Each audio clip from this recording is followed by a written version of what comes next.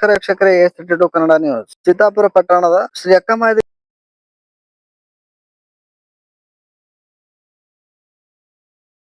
ಮಂದಿರದಲ್ಲಿ ನಡೆದ ಪತ್ರಿಕಾ ಸುದ್ದಿಗೋಷ್ಠಿಯಲ್ಲಿ ಪರಮ ಪೂಜ್ಯರ ಪಟ್ಟಾಧಿಕಾರ ಸುವರ್ಣ ಮಹೋತ್ಸವದ ಅಂಗವಾಗಿ ವೈದಿಕ ಸಂಸ್ಕಾರ ಶಿಬಿರವನ್ನು ಆಯೋಜಿಸಲಾಗುತ್ತಿದೆ ಎಂದು ಪ್ರಕಟಿಸಲಾಯಿತು.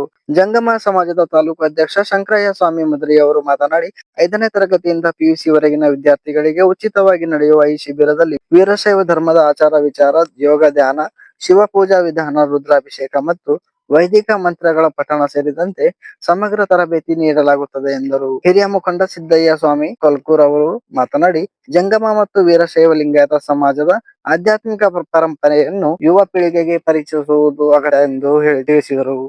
ಅಖಿಲ ಮಹಾಸಭಾ ವೀರಶೈವ ಲಿಂಗಾಯತ ಅಧ್ಯಕ್ಷ ನಾಗರಾಜ್ ಬಂಕಲ್ಗಿ ಅವರು ಮಾತನಾಡಿ, ಏಪ್ರಿಲ್ 10ರಿಂದ ಮೇ 25ರವರೆಗೆ ನಡೆಯುವ ಶಿಬಿರದಲ್ಲಿ ವೈದಿಕ ಜ್ಯೋತಿಷ್ಯ, ಯೋಗ, ಸಂಗೀತ ಹಾಗೂ ಧಾರ್ಮಿಕ ತರಬೇತಿಗಳು ಇರಲಿವೆ ಎಂದು ಮಾಹಿತಿ ನೀಡಿದರು. ಮಹಿಳೆಯರಿಗಾಗಿ ಶ್ರೀ ಲಲಿತಾ ಸಹಸ್ರನಾಮ ಪಾರಾಯಣದ ವಿಶೇಷ ತರಬೇತಿ ಇರಲಿದೆ. ಆಸಕ್ತರು ಏಪ್ರಿಲ್ 1ರಿಂದ 9ರವರೆಗೆ ನೋಂದಣಿ ಮಾಡಿಕೊಳ್ಳಬೇಕು ಎಂದು ತಿಳಿಸಿದರು. ಸುದ್ದಿಗೋಷ್ಠಿಯಲ್ಲಿ ಶಂಕರಯ್ಯ ಸ್ವಾಮಿ ಮದ್ರಿ, ಸಿದ್ದಯ್ಯ ಸ್ವಾಮಿ ಕೊಲ್ಕೂರ್, ಮಲ್ಲಯ್ಯ ಸ್ವಾಮಿ ವಾಡಿ, ದೊಡ್ಡಯ್ಯ ಸ್ವಾಮಿ, ಸಯ್ಯ ಸ್ವಾಮಿ, ಮಂಜುನಾಥ್ ಶಾಸ್ತ್ರಿ, ಮಲ್ಲಿಕಾರ್ಜುನ್ ರೆಡ್ಡಿ ವಿಜಾರ್, ಆನಂದ್ ಪಾಟೀಲ್ ನರಿಬೋಳ್, ಶಾಂತಕುಮಾರ್ ಹತ್ತಿ, ಅನಿಲ್ ವಡ್ಡಡ್ಗಿ ಸೇರಿದಂತೆ ಅನೇಕರು ಉಪಸ್ಥಿತರಿದ್ದರು.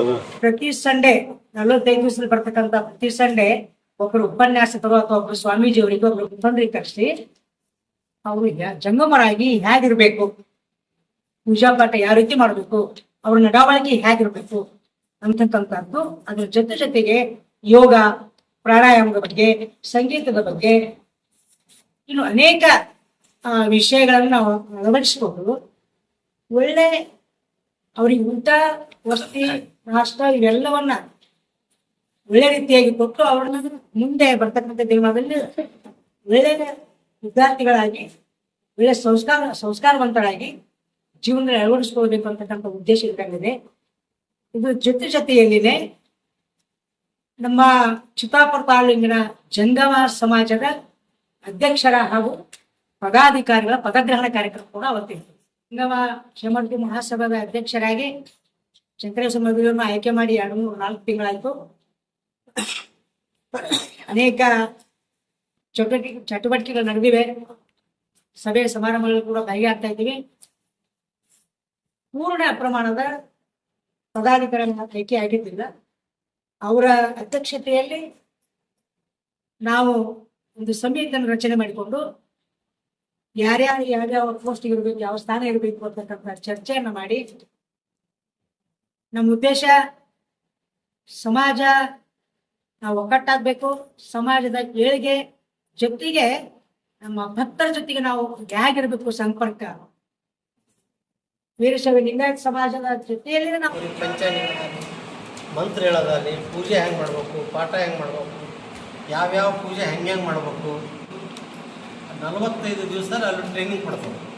ಈ ಒಂದು ಸಮಯದಲ್ಲಿ ಅವರಿಗೆ ಫ್ರೀ ಊಟ, ವಸತಿ, ಇರ್ಲಕ್ಕೆ ಜಾಗ ಎಲ್ಲ ವ್ಯವಸ್ಥೆ ಮಾಡಿಕೊಂಡು ಅವರಿಗೊಂದು 45 ದಿವಸ ಶಿಬಿರವನ್ನು ನಾವು ಮಾಡ್ತಾಯಿದ್ದೀವಿ.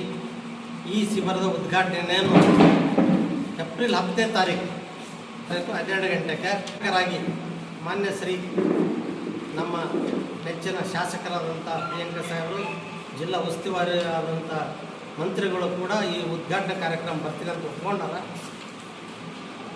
ಮುಖ್ಯ ಅತಿಥಿಗಳಾಗಿ ಅಲ್ಲಂ ಪ್ರಭು ಪಾಟೀಲ್ ಅವರು ಕೂಡ ಬರ್ತೀವಿ ಅಂತ ಒಪ್ಕೊಂಡಾರ. ಶಾಸಕರಾದಂಥ ಲತಾ MP ಪ್ರಕಾಶ್ ಅವರು ಕೂಡ ಈ ಕಾರ್ಯಕ್ರಮಕ್ಕೆ ಮುಖ್ಯ ಅತಿಥಿಗಳಾಗಿ ಬರ್ತಾ ಇದ್ದಾರೆ. ಈ ಕಾರ್ಯಕ್ರಮವನ್ನು 10ನೇ ತಾರೀಕು ಬೆಳಗ್ಗೆ 11 ಗಂಟೆಗೆ ಅಕ್ಕಮಹಾದೇವಿ ಈ ದೇವಸ್ಥಾನದಲ್ಲಿ ನಡೀತಾ ಇದೆ. ನಮ್ಮ ಎಲ್ಲ ತಾಲೂಕಿನ ಜಂಗಮರು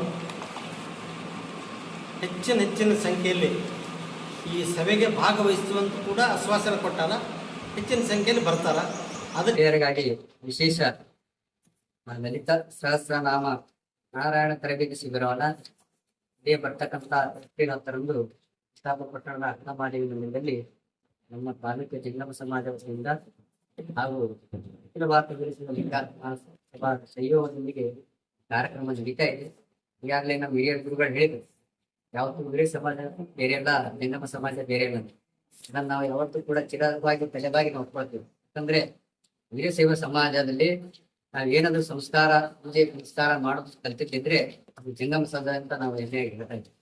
ಯಾಕಂತಂದ್ರೆ ನಾವೆಲ್ಲರೂ ಕೂಡ ಪೂಜ್ಯರನ್ನ ಗೌರವಿಸೋದಾಗ್ಲಿ, ಭಕ್ತಿಪೂರ್ವಕ ನಡ್ಕೊಳ್ಳೋದಾಗ್ಲಿ, ಮಠ ಮಾನ್ಯಗಳಿಗೆ ಗೌರವ ಕೊಡೋದಾಗ್ಲಿ, ಮಠ ಮಾನ್ಯ ಬೆಳೆಸೋದ್ರಲ್ಲಿ ಕೂಡ ನಮ್ಮ ಸಮಾಜದ ಬೇಡಿಕೆ ಸಾಕಷ್ಟಿದೆ ಅಂತ ಹೇಳ್ಬೇಕಾಗ್ತದೆ.